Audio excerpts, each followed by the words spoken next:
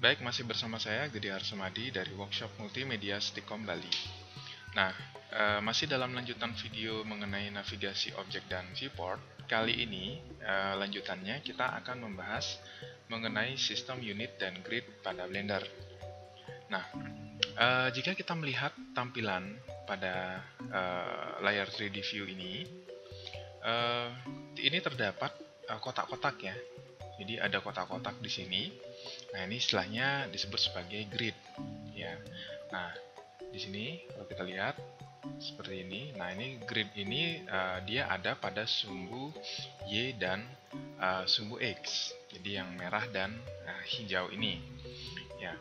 Nah, saat kita membuka Blender saat kita membuka aplikasi Blender ini, biasanya objek kubus ini yang otomatis muncul pada saat pertama kali kita membuat dokumen yang baru.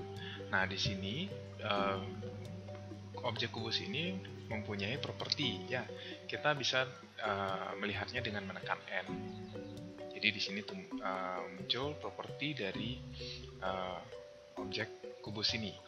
Nah, kalau kita lihat di sini, pada awalnya secara default unit yang ada pada Blender di sini awalnya dia berbentuk seperti ini.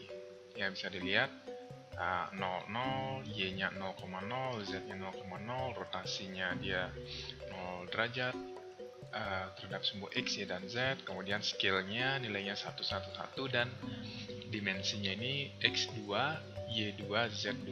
Nah, ini artinya objek kubus ini jika dilihat penampakan dari atas, jadi objek ini menempati artinya mempunyai besar ukuran itu adalah dua unit atau dua kotak di sini.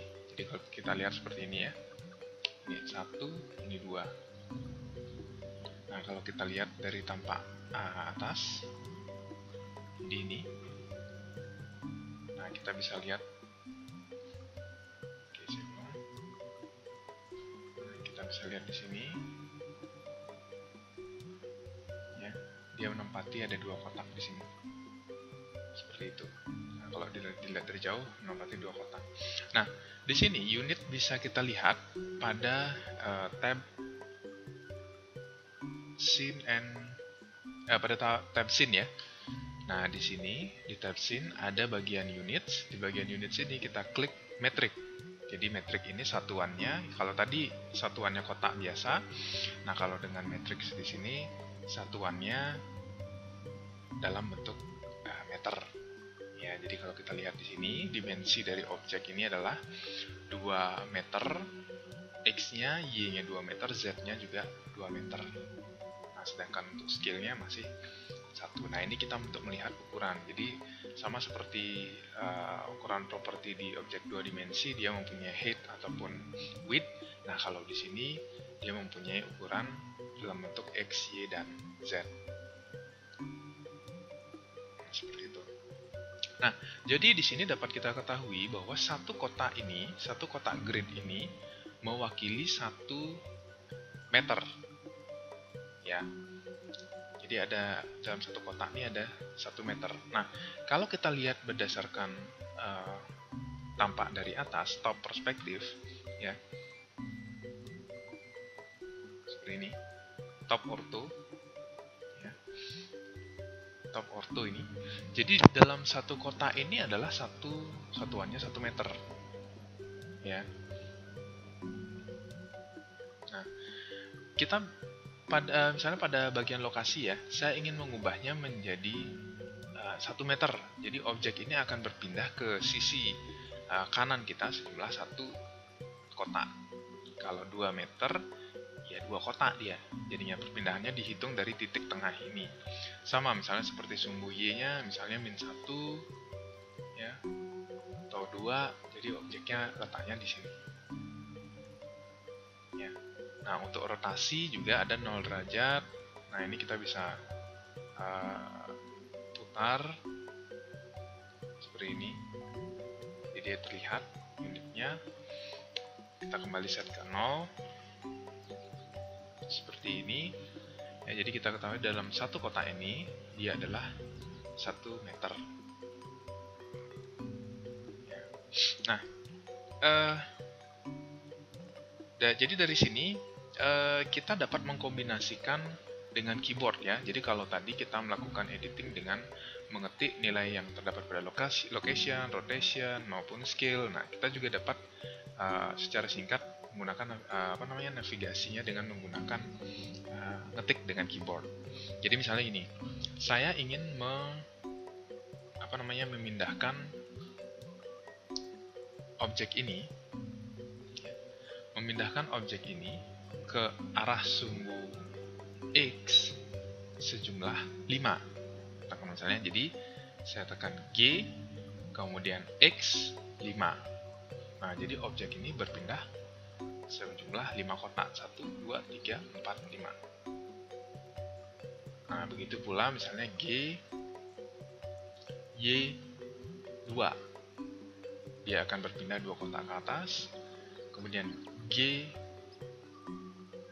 X 1 gitu misalnya, dia akan berpindah lagi 1 kotak. Saya ulangi, G, X min 10. Nah, dia akan pindah sejauh 10 kotak. Nah, jauh sekali dia ya. Nah, kalau seperti ini kejadiannya, kita tinggal tekan Alt G untuk mereset objeknya. Jadi biar objeknya itu kembali lagi ke posisi semula. Ya, begitu pula dengan rotasi Alt RX 45. Jadi dia akan berputar terhadap sumbu X sejumlah 45 derajat, ataupun Alt R Y 10. Jadi dia berputar 10 derajat terhadap sumbu Y. Nah, kalau misalnya kita mau clear posisinya kembali seperti semula, tinggal Alt R ya. Kemudian kita inginkan scale gitu misalnya, misalnya di sini nilai sumbu X-nya kita scale 2 kali. Jadi S X 2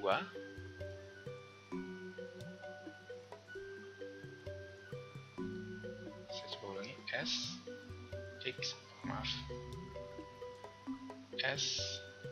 2